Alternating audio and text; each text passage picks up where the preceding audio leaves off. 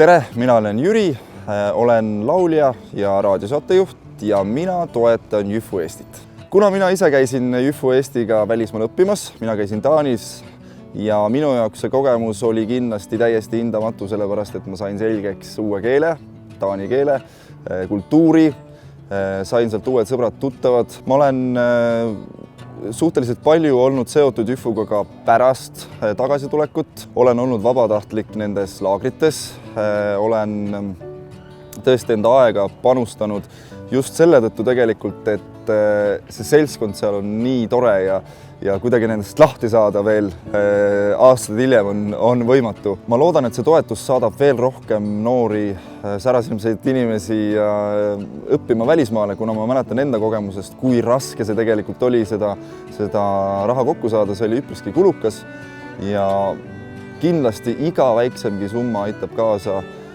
ühe või rohkem noore inimese unistusele, milleks siis on välismaale õppima minna. Osale annetamisttalgutel leia talgukaardilt endale oluline algatus ja astu selle toetajate sekka. Kohtume heade tegude päeval 3. detsembril.